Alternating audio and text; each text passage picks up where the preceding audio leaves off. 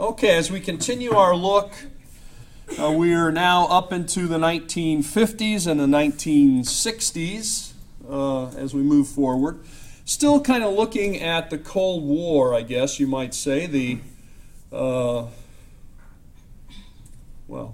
the real heated part of the Cold War. If you can have a hot Cold War, then this was one of the hottest times of the Cold War, would be in the 1960s, certainly with Vietnam.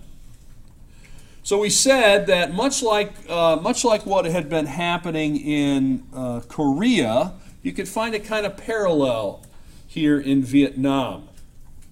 But they're not identical by any means. But there are some parallels.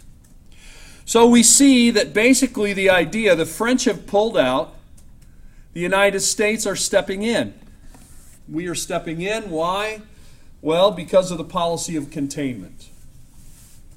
Want to contain communism. Since Vietnam borders on China, China is a communist country now. The idea here is we want to make sure communism doesn't come into China. Well, it's there. And there are rebels there, and they are not the official government, but they are growing in authority in the north. And so this plan is that North and South Vietnam would, after this conference in 1954, would somehow come together, have talks, and talk it all out, and then decide, hey, yes, we need to be unified. Here's how we're going to do it in a peaceful way and have a unified country. Well, of course, those elections that were supposed to come in 1956 did not come. Those talks that were supposed to unify the nation through diplomacy did not work. So there's your spoiler alert. And things begin to heat up. So you see on this map that's shown on this screen, you have the division that develops. The demilitarized zone, as you can see, or the DMZ, it's sometimes called, demilitarized zone, DMZ. A lot of abbreviations, especially in the military. They love these, supposed to be shorter. I guess it is shorter. But you have to know what the code means. Okay? So DMZ means demilitarized zone. That's basically just a de facto border between the northern part and the southern part of Vietnam. Sometimes called the no man's land. In other words, you're not supposed to just sort of wander through there. You might end up getting shot or something else. And we now have two countries that have formed. In the south, the RVN. In the north, the DRV. So the DMZ divides the DRV from the RVN. Getting confused? Well, a lot of initials are used. Now also note the geography of Laos and Cambodia. They're going to be drawn into this war. I mean, they won't actively fight there, but fighting is going to take place. Troop movements and bombings and other things will happen in both of those, because eventually what's going to happen is a path, a road, will be developed from the north to the south, coming through Laos and Cambodia, delivering supplies, because they knew this is so narrow, the forces could guard this area. So they simply began to move goods out and around this way and down this way. Okay, it's kind of a alternate route. It comes to be called the Ho Chi Minh Trail, by the way, named for Ho Chi Minh, the leader in the north. The Ho Chi Minh Trail. And here you see on this map the red line. Do you see it? This red line going through Laos and Cambodia is the Ho Chi Minh Trail.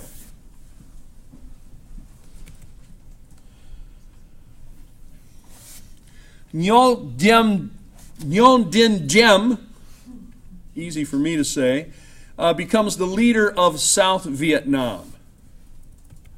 And of course, our good friend, Ho Chi Minh, he becomes the leader of North Vietnam.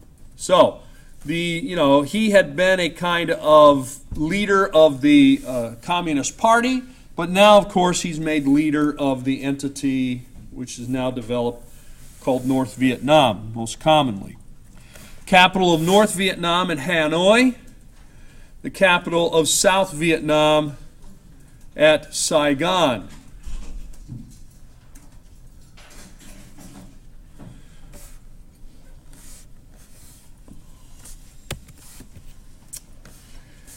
Well, not only did they not have elections in 1956, they did not have elections by 1959. So what does that mean? Well, tensions keep ramping up. We have moved from the time when this began, would have been the era right after World War II with President Truman, and then Dwight D. Eisenhower, World War II hero, is elected president to 2 terms, okay, until 1960. So he is elected in 56 and in 52, President of the United States. The 1960 elections in the United States then pit the vice president of Eisenhower, Richard Nixon, against a upcoming young senator from Massachusetts, John F. Kennedy. And of course, Kennedy ends up winning. Very interestingly, he wins because of the debates, well, other things too, but that's sort of the thing that I guess pushed some people to vote for him. And it's very interesting that given these debates, that he is, people who listened to it on the radio believe Nixon won. People who watched it on television believe Kennedy won. So we start to see the influence of television and really of appearance. I guess we'd say appearance more than words. At least that's the way most people interpret that. That if you just listen to the debate, you might think the one candidate won. If you watched it, Nixon didn't look as good on camera. He looked nervous. He had little beads of sweat that people could see. He had to wipe his face. And so Kennedy looked better, cooler, calmer. And of course we see that television now, of course, image now is what controls just about everything in our lives. Image over substance. Well, at any rate, no elections in Vietnam, and then we have a new president that's during the election year, and we're going to see this is how the United States gets drawn in. John F. Kennedy will step up our presence in Vietnam. Well, North Vietnam goes on the attack then after this sort of deadline for no elections. And begins in 1959. It's ramping up, and by 1963, South Vietnam is nearly collapsed. They are, in other words, they're overrun by North Vietnam, and basically are about ready to fold. This is when the United States decides to get involved, or get more involved. All right. We first send what are called military advisors. You can put that in quotes. Military advisors. What does that mean? Well, it means officially we're not sending any troops. Officially, we're sending military advisors. Those military advisors will advise the South Vietnamese military and troops and so forth on strategies. It also means, of course, we're going to send them a lot of weapons and teach them how to use those weapons in the hopes that we can bolster up the South Vietnamese government. Part of the problem was the leader in South Vietnam wasn't that accomplished. Okay, there were charges of corruption and various other things. But this is when we'd start to jump in. 1963. You might say, if we were going to do it, maybe we should have started sooner. Or maybe we shouldn't have done it at all. It just depends on your opinion. But, I'm used to ancient history where, we look at things. This very recent stuff. To me, anything that happened within the last 1,000 years is recent. Something happened in 1963. That's just, to me, almost like reading a newspaper rather than a history book, right? Because people are too much invested in it personally, I think, sometimes to look at it objectively. But at any rate, if you were going to get into this war, and we did, perhaps, and you wanted to win, which I think they did, you probably should have started sooner before you're at such a disadvantage. At any rate, Diem is overthrown because of his corruption. He seems to be inept. For whatever reason, we have a kind of military coup, a military takeover in South Vietnam. And a new leader is put into power then at this time. All right, so President Kennedy has stepped things up in the early 60s with military advisors, and then the call will be for troops. And a lot of troops begin to go.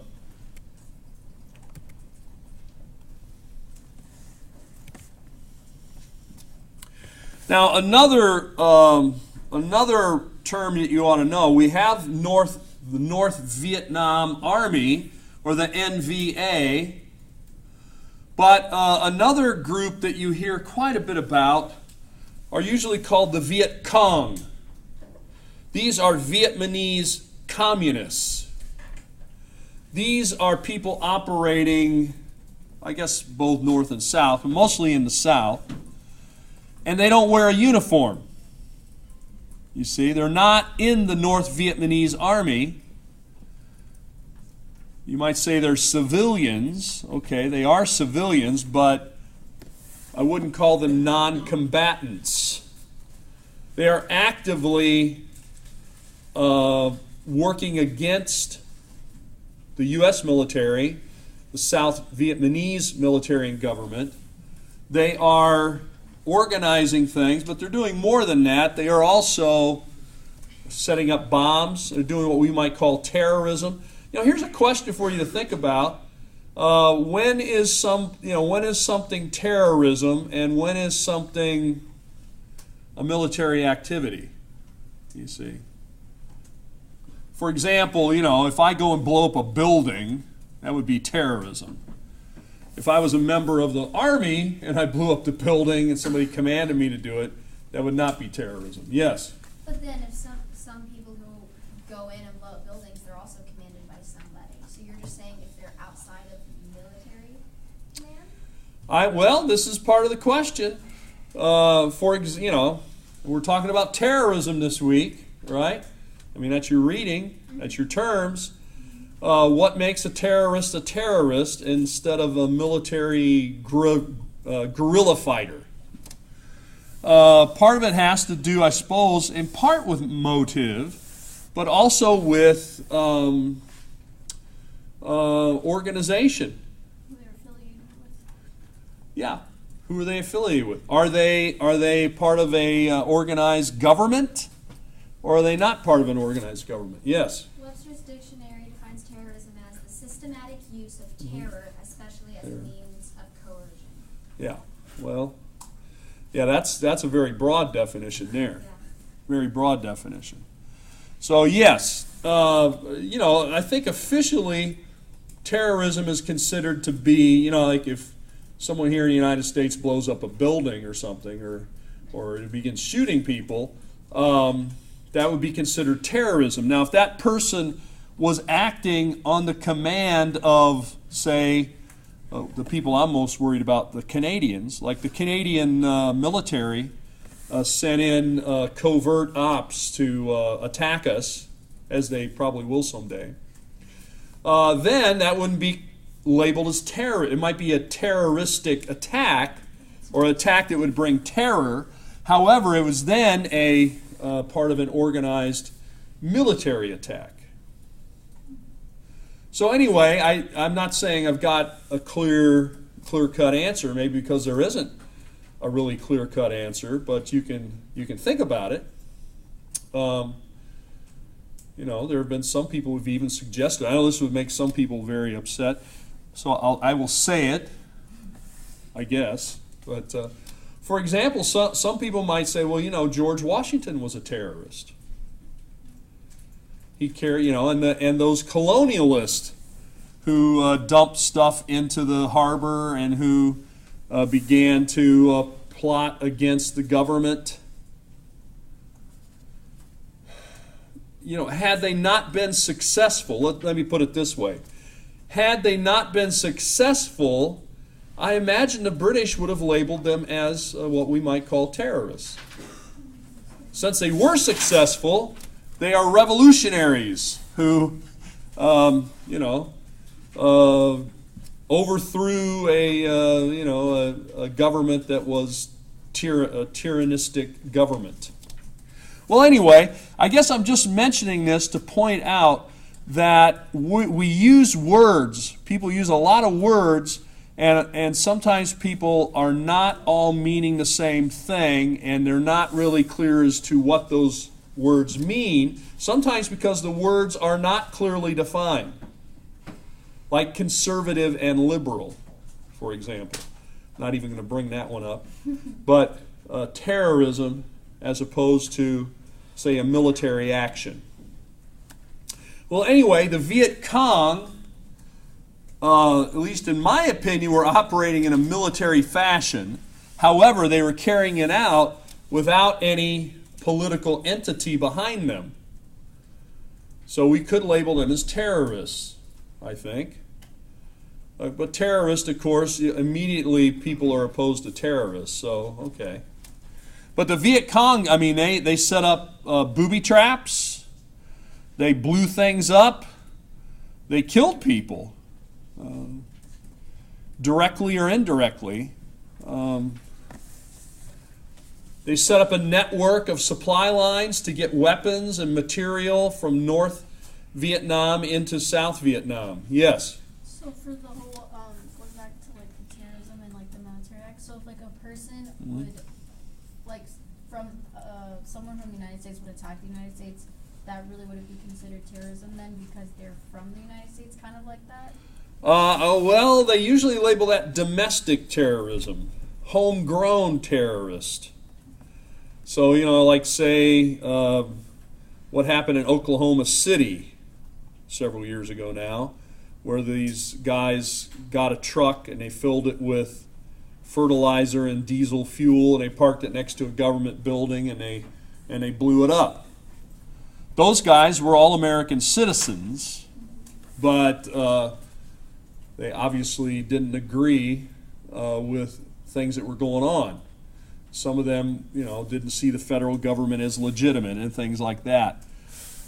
That would still be labeled as terrorism. Most people see it as something different because it's domestic, but whether it's external, somebody coming into the country, or there's someone who lives here who has been radicalized, as we often call it, by someone from the outside, that tends to happen today through the internet. Somebody will get online and will kind of get into a online community, if you want to use that kind of terminology. They get messages and they read things, they watch videos, whatever, and they begin to then get the idea that they could be a kind of soldier, undercover soldier for that cause. That cause, however, is normally not associated with an official government. That cause is normally a kind of movement. This has really been the problem, I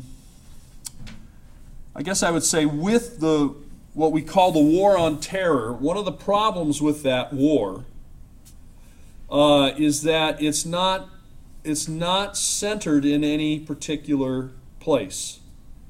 For example, the Cold War we're talking about sort of now. It was clear who the enemy was. The enemy was Russia. We knew where they lived. They had a government, they had a military, they had policies.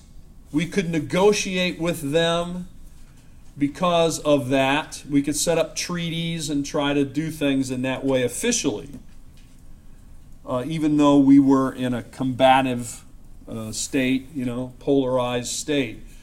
We kind of knew where they were, they sort of knew where we were, and there comes with that a kind of sense of rules. And one of those rules are, if you really go extreme and do something to us, we know where you are, and we will probably do something to you. So there is a kind of deterrence there, right? There's a deterrence that comes with that. However, if I don't know really who you are or where you're from, and you do something, say as a country, it's very hard then to retaliate or even know how to respond. Because who do you respond to? What action do you take? For example, 9/11, right? The planes that flew into those buildings. Who organized that? Who do you then retaliate against? Those people who are identified there were from different countries, but those countries did not send them, at least not officially, to attack the United States. They did it on their own, not completely on their own. They were in a different organization. Okay? They had a leader, the leader of that organization, Osama bin Laden, right? But he was a guy who, he was from Saudi Arabia, but he was in Afghanistan, Pakistan. Where was he? Okay, so this really complicates things. If, for example, Leonid Brezhnev does something, the leader of the Soviet Union, we know where his capital is, we know where he is. So too with the Viet Cong, it enters up something different. It's sort of different than what we had to face in World War II. Because now we've got the people of South Vietnam, at least people who reside in South Vietnam, who identify with the Communist Party, and the Communist Party is in North Vietnam. However, they're claiming that there should only be one Vietnam and it should all be communist. So they don't work directly. They don't take orders from the general of the North Vietnam Army. These guys have their own organization. They're called the Viet Cong. They're sometimes called the VC. Sometimes they're also called Charlie by the soldiers. These were the guys that they end up fighting the most, out in the jungle, in the remote areas. These guys had tunnels that they would build. They'd move from place to place. They would set up booby traps. Today we call booby traps IEDs. Have you heard that? IEDs. Improvised explosive device. That's an IED. Improvised explosive device. Now, in Vietnam, they had what were called booby traps that didn't always explode. So IED wouldn't cover it completely. There could be, but it was rather rudimentary. Today they set up these IEDs and they'll set it up on, let's say, a car, or they'll set it up somewhere nearby. And then as a soldier approaches it, or as a truck or vehicle approaches it, it's hooked up to a cell phone. They call the cell phone. The cell phone signal then detonates the explosive. So somebody would set the explosive and then they would back away pretty far, could be pretty far away, as long as they can see it visually. Then as some caravan, convoy approaches, then they just call the number and it blows up. So, we have more technology which has let this happen. But in these days, of course, didn't have cell phones. Yeah, I know, there was a time without cell phones. Hard to believe. But what they would do is, I think I told you last time, they would say dig a pit, a hole in the ground. It could be something as simple as bamboo. Take bamboo and cut it so that it has a point. And you put several of those, many of those in this hole. You bury it in the hole so those pointy part is sticking up. Now over the hole you put some twigs, and then you spread vegetation, leaves and things, so that it's difficult to see it. A platoon is moving through, a guy steps on that, it breaks, he falls through it, he lands on the bamboo. It pokes him, sticks into him, depending on how he lands. And by the way, they would normally coat that stuff with, say, animal dung and stuff like that, so you would get a nice infection from the puncture wound. So, this could just take you out, like, hurt your foot or your leg. It could even hit you in the abdomen, might lead to your death. Certainly is going to take you out of the action for quite a while. Other times there would be tripwires. Just a small wire. You take a hand grenade. You bury the hand grenade just in a very shallow little pit. You put a wire on it. When a guy walks by, he catches his foot on the wire. It pulls out the pin. The hand grenade explodes. There's an improvised explosive device, very low tech. The list could go on, but you get the idea. These are things that are sent to sabotage the enemy, catch them off guard, sort of pick them off, wear them down. And then these guys would dig a lot of tunnels. So they could come out, fire at you with, say, automatic weapons. Then they could run, duck down into a tunnel, and they could pop up somewhere else, a half a mile away, shoot at you again. So maybe you think you're surrounded by a large number when in fact you're just being terrorized, if you want to call it that, by a relatively small number that can then hide. Well, this is the kind of stuff that's going on in Vietnam, and this is why it becomes so divisive and difficult. I mean, it's not... World War II, everybody knew the enemy was Hitler, right? The Japanese and Germany. They knew the kind of things they had done, terrible things they had done. They had bombed us, they had attacked us, they had killed a lot of people, and we were going after them. And once we had defeated them, they were defeated, right? You had a target that you could aim at, and you knew what it was. With this kind of a war, a lot of people in the United States do not understand why we were there. People that had no idea, most people in the United States, let's say in 1960, let's just pick 1960, had never heard of the word Vietnam. They didn't know where it was. They had no idea why we were involved there. And now we're sending a lot of troops there. And then, I have strange names of the places and where is it located. This made it difficult. A lot of people knew where Germany was. They certainly knew Hitler was a bad guy, and we're going to get him. But why are we going to Vietnam? Where is it? Why are we there? What are we planning to do, and how are you going to know when you win?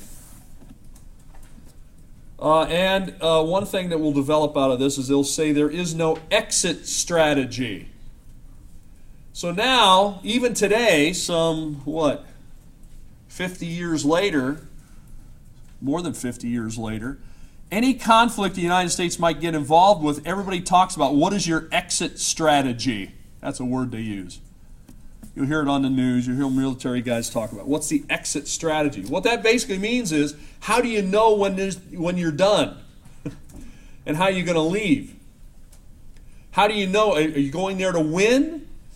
What does it mean to win? Make a list for me. How do we know when we've won? See, it used to be easy. We would know we won when we took over Berlin and Hitler was gone. Now, just because you take over a territory, or just because Osama bin Laden is no longer around, it doesn't mean we've won. Right? Because the fight against terror,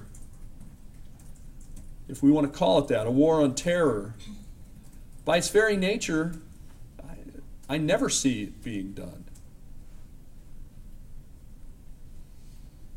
It's going to continue throughout your life in various ways and in various places. I mean, maybe there's something I can't see now, but I don't see any way to even know if we have one, because it has many, many heads, many places.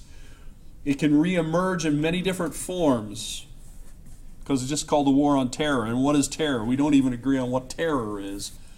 So, well, perhaps I'm rambling a bit too much, but this is what we're talking about this week, so that's why I'm mentioning it. It makes it very, very difficult. Well, in the Vietnam War, China then they're going to support North Vietnam. I think they already were, but they even announce it now. Of course, the North Vietnamese are communist. China, communist. Weapons coming in, they're getting help from Russia, Soviet Union as well, because a lot of those things, just like in North Korea, North Vietnam is getting Soviet weaponry from China. And Kennedy had started the military advisors. Things kept heating up, and as you know, President Kennedy is assassinated towards the end in November of 1963. His vice president, named Johnson, Lyndon Baines Johnson, or LBJ, as he's sometimes called, will become president.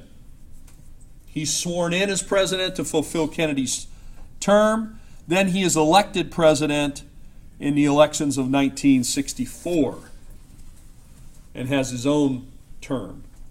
That presumably would have been John F. Kennedy running again, and may have won or not won, but at any rate, that's how that worked. So Johnson ends up being president for about 5 years. Then he decides in 1968 not to run. Why? Because things in Vietnam are not going well. And I think he's had enough. For whatever reason, he does not run in 1968. 1968 is a tumultuous year in the United States, in large measure because of the Vietnam War. Now, here's another thing I want to mention. This picture that's been up here for a long time as I've been rambling shows the new form of military style. You would not see this. You see this picture, you know it's Vietnam. Why? Well, just the way the troops are organized and the use of the helicopters. This is not what they did in World War II. Getting off Ospreys. What's that? They're getting off Ospreys. That's the name of it. Ospreys, yes. Well, yeah, the Army decides that helicopters are the way to go. I guess they still kind of see it that way. It makes it move. They use them as really cavalry units. Instead of horses, they're using helicopters to move troops and to move wounded in and out and to provide support, gunfire, air gun support. As you can see up here, large machine guns mounted in the helicopter. These can fly in, drop people off, pick people up, fly out of the hot zone, as it's called, in a clearing. Now, they need a clearing for this. There aren't a lot of natural clearings in Vietnam, so we have to create them. How do we create them? We use a defoliation, I guess is the way to say it. We use defoliaging chemicals to spray, to cut down, because the vegetation, of course, is the enemy to the helicopter, because these guys can hide and fire things and shoot things. If we have a clearing, then we can actually bring that helicopter all the way down and see what's around it. And as they pull up, they can also see around it. It gives a perimeter. So they begin to spray and something called Agent Orange.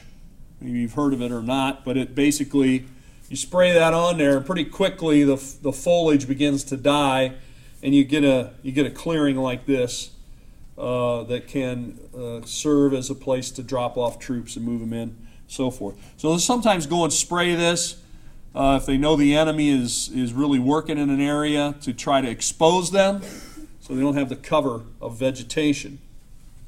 And these would then bring, sometimes drop troops in, or bring in supplies, provide air support, some local fire out of those guns there, and also to take away the wounded and the dead.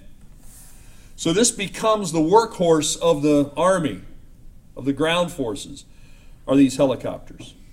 And of course today we have much more sophisticated helicopters that we use sometimes with a lot more sophisticated weapons. These are pretty much just machine guns on here, mounted like you see in the doors. Well, anyway, they become the eyes and the ears and the cover fire for it. Well, as you begin to see in this map, clearly shows the Ho Chi Minh Trail. Because what happens is, as the U.S. and the South Vietnamese Army are fighting against supposedly the North Vietnamese Army, which they do fight against them, but a lot of their time is spent fighting the Viet Cong in South Vietnam. The Viet Cong, of course, need weapons. They need ammunition, probably need medical supplies, maybe even food. These things get to be hard for them to get because, again, they're not an official army. They are guerrilla fighters. Where are they going to get that? Well, of course, the North Vietnamese Army, the North Vietnamese government, very happy to have their support. So they're going to supply them. To move things down through South Vietnam wouldn't work. That would be cut off. But if we create a trail, a path, a road, if you will, that's going to bring goods parallel to the border of South Vietnam, and then you have various entry points where you can bring those goods in.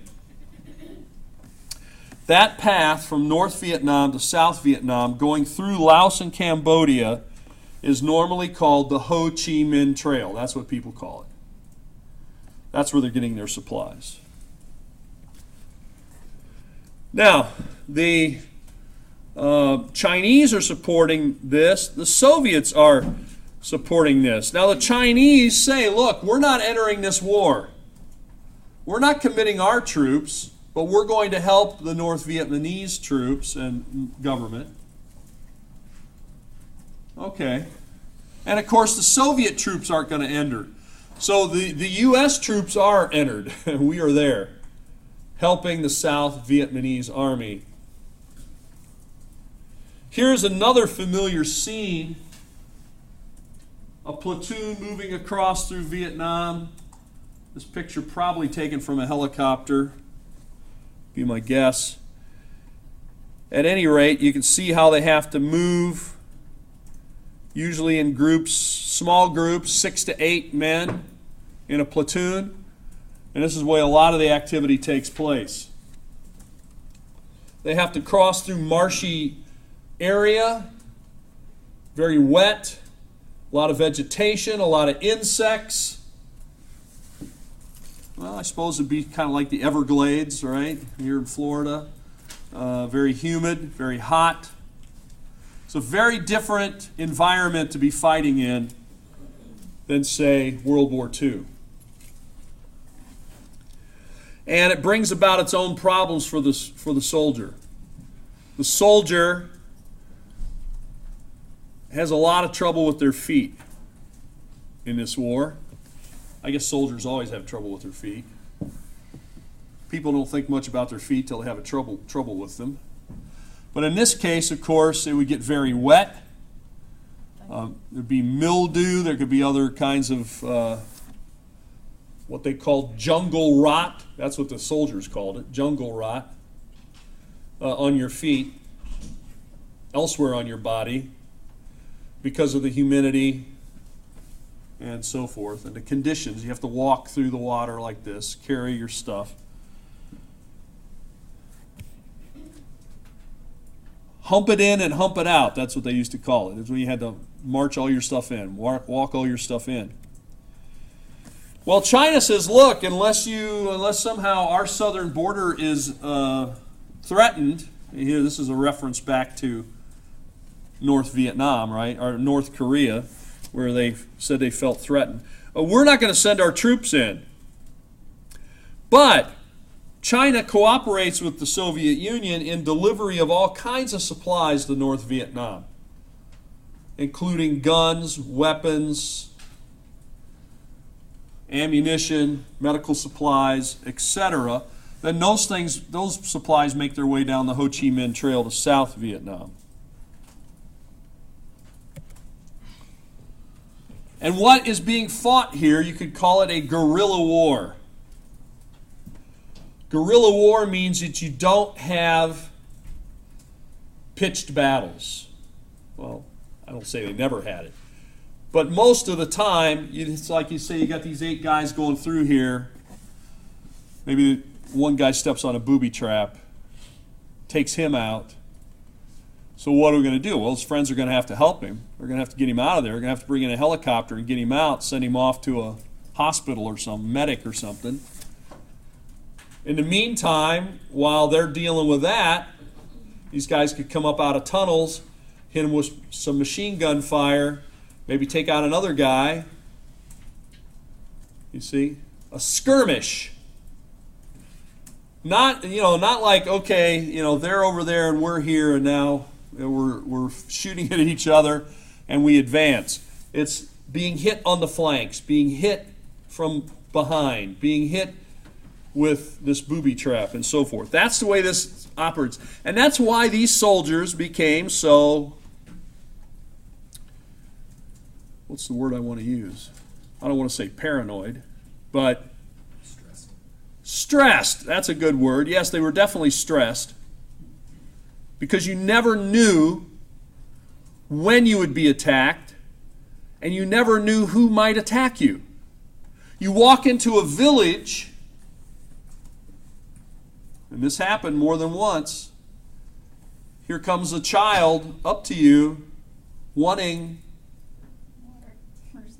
chocolate, candy, pencil, whatever, right? They say they want something from you, and they blow up, and you kill your friend.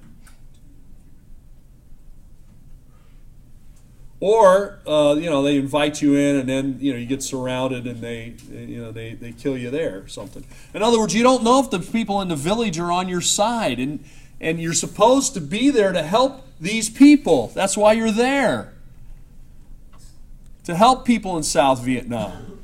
But then the people in South Vietnam, you don't know who is actively fighting against you and who isn't, and that creates, yes, a lot of stress. Paranoia, I think it can sometimes become that. And then basically you don't trust any local person. Because once you've seen your friend or you've heard these reports about what happens in these villages, well, and a lot of times members of the village are actively out in the jungle shooting at you. And this is where they live. Or other times, some of those guys have come into the village and they basically said, you're going to help us or we're going to kill you. And so they're being hidden there or whatever. So anyway, it just creates a very, very different, I guess we could say messy, very messy war and situation. Basically, what had happened with a lot of resources from the United States ramping up from roughly 65 to 68, we sent a lot of troops there, sent a lot of material and equipment there. We had a kind of stalemate where basically, we sort of held the perimeters, holding the DMZ. We're not really making progress. They're not really making a lot of progress. We are always fighting. But in 1968, of course, and I think, these guys know our political cycle. They know in 1968 it's going to already be potential for trouble in the United States because it's an election year. They know that basically, even if it's a stalemate in Vietnam, that they are winning the publicity war in the United States. Why? The Vietnam War is the first war that is televised. Every night it was on the news. Every night there was a body count. There were correspondents there. They would be out with the troops. They would be taking gunfire. You would see guys die, or get shot anyway, on the news at night. Basically every night. That film, it had to be filmed. They didn't have video. They didn't have uplinks like we do now. They had to rush that film out. That film was taken usually to Thailand. It was processed, and then it had to be shipped, flown to California usually, and there broadcast around the country. So it was a few hours old, but it wasn't live like it would be today. But it was every day. This hadn't happened in World War II. If World War II would have been broadcast that way, of what was going on in the South Pacific and all the guys who were dying, and the Japanese, and what was going on, it probably would have changed some attitudes about World War II as well. But since everyone could see it, this is why today the military tightly controls the media. I can still remember, this is 20 years ago, we were going to take some actions against some warlords in East Africa.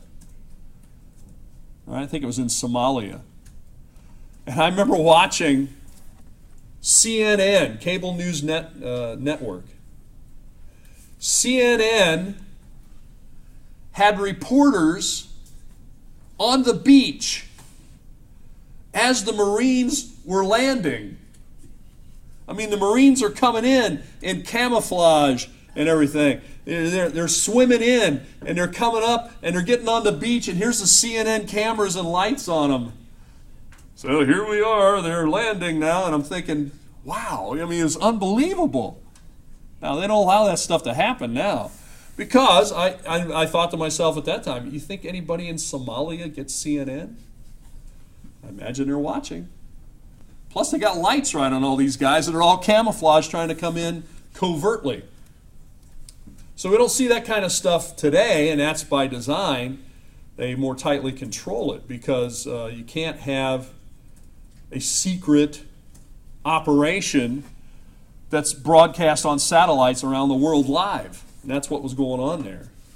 At any rate, that changed public opinion, and public opinion then declined for the war.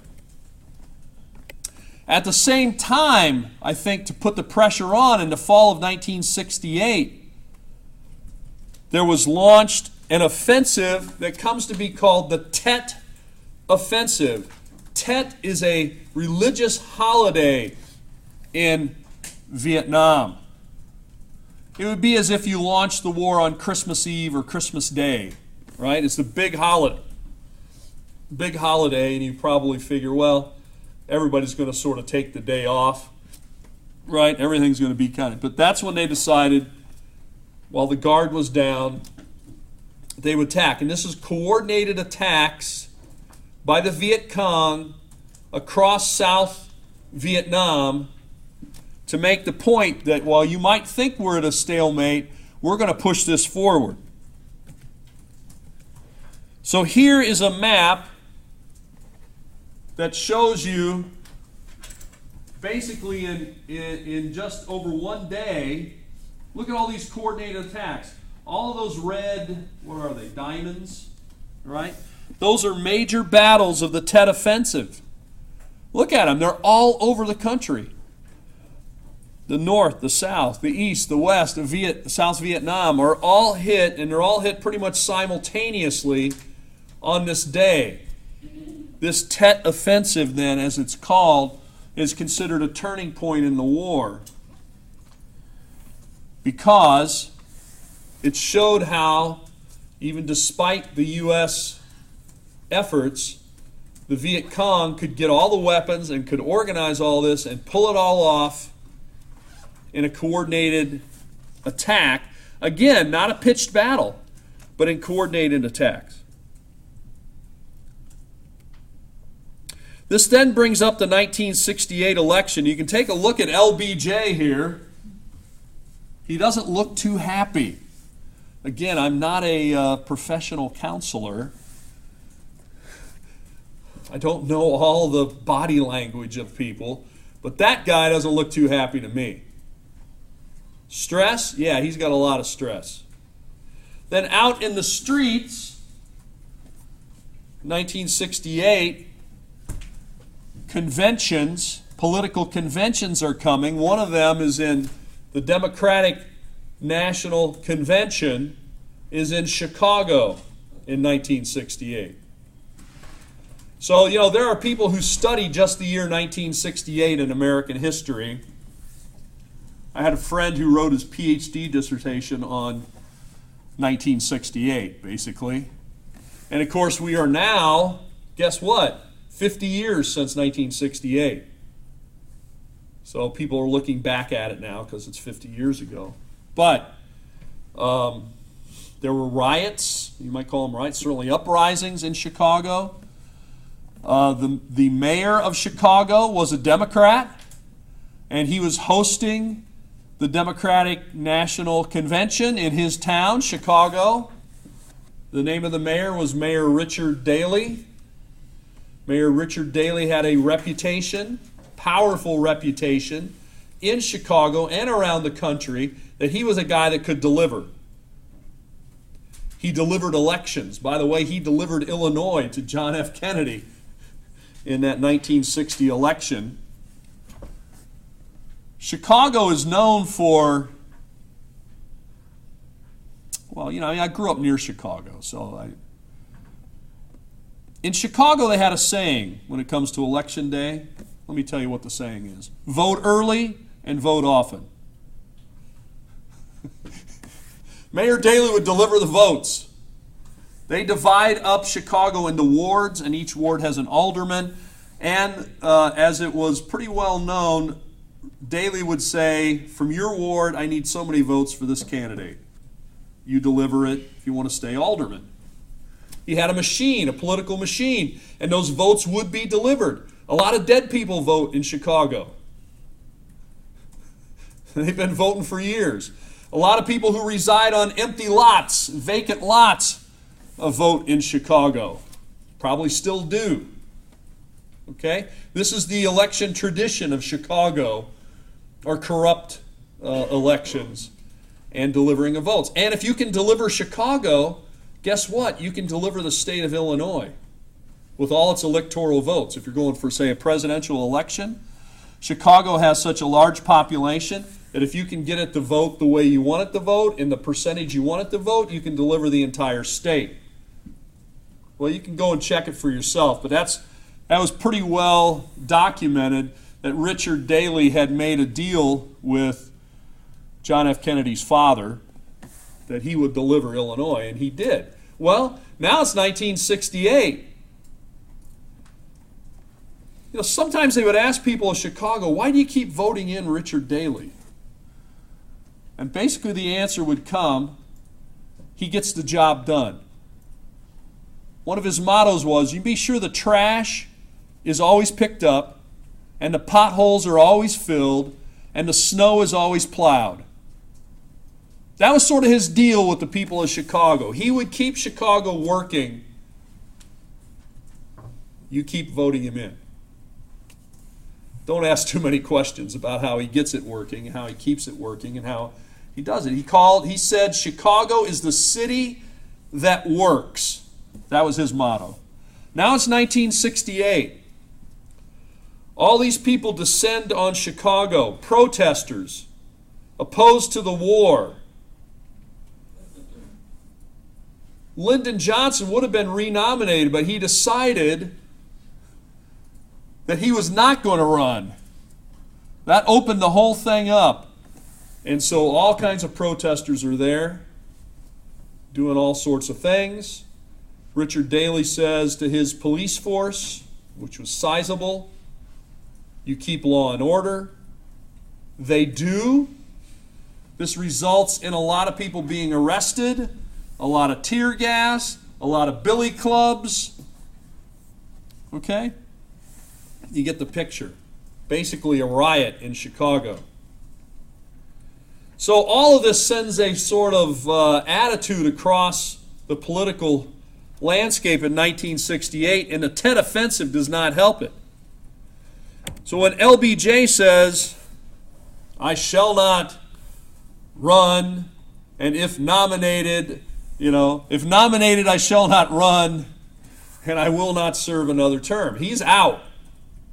That then opens it up to all kinds of Democrats, including John F. Kennedy's brother, Robert Kennedy, who was also assassinated in 1968. Martin Luther King Jr. is assassinated in 1968. You start listing all the stuff that happens in 1968. We have racial tension, we have Vietnam War tension, we have political tensions, war protesters, like you see here in this picture. The Republican nominee is that former vice president of Eisenhower who lost in 1960 to Kennedy. So a seasoned politician, his name is Richard Milhous Nixon, and he says what a lot of people want to hear. And what is that? I will bring this war to an honorable end. In other words, we're not just going to pack everybody up and leave and give up. That wasn't the American way. And think about it. A lot of people have died. So if a lot of people have died and we just pack up and come home, then we're saying those guys died for no reason. But if we can bring this to some kind of honorable end, that's what Nixon says he wants to do. Now, easier said than done, of course. But the U.S. is divided over the war. And that means they're divided over the election.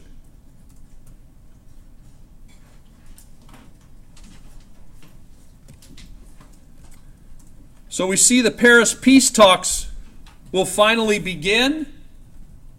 These are talks to try to bring the war to an end. The United States begins to withdraw some of its troops. That is, we would rotate people in. The way this would work, by the way, is that you would be drafted. By the way, ladies, you were exempt.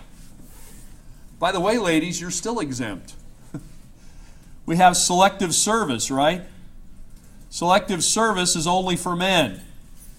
So if you want to have a cause that you want to protest for equality of men and women, perhaps you could pick up that one and say all people 18 years old have to register, not just men, women too. I don't think anyone's going to pick up that cause. I've mentioned it for many years, and yet I haven't seen any major candidate do it. Yes? There was something a couple years back that they were going to try. Yeah? Yeah. Well, probably not going to happen. I don't think politically it would get you many votes. If I was running for office and I said I was going to do that, I'm pretty confident about half of the population wouldn't vote for me right away. Anyway, what I'm saying is the draft would come. People were not volunteering. We didn't have a voluntary army. We had an army of selective service. You would get drafted. That's usually what people called it. It was a kind of a lottery you didn't want to win. Now, sometimes people were prioritized in that lottery, depending on whether you were married and had children or were in college and what you were studying in college. This is why you see a lot of guys become elementary school teachers in the 1970s, because if you were going to teach school, you were exempt. If you're going to study for ministry, you were exempt from the draft. So that created some tensions as well. At any rate, you would get your draft, you would go to training, and then you would serve. So you usually served for 2 years, at least a year and a half, and you were in country in the hot zone for maybe a year, 8 months to a year. And then you would get re-signed up. Well, the troops begin to withdraw. That is, we just sort of draw down the numbers as guys put in their time. We don't send as many to replace them. A lot of tensions between China and the Soviets. So Nixon does something. Nixon, of course, takes a lot of heat for Watergate. But when it comes to foreign diplomacy, pretty shrewd. He's the first one to go to China to negotiate. Here you see him in China. Here he is shaking the hand of Chairman Mao. There's a saying in politics, only Nixon could go to China. Why? Because everyone knew how much Nixon was opposed to communism, so that when he goes to China, nobody thinks he's selling out and becoming a communist or friendly to communism.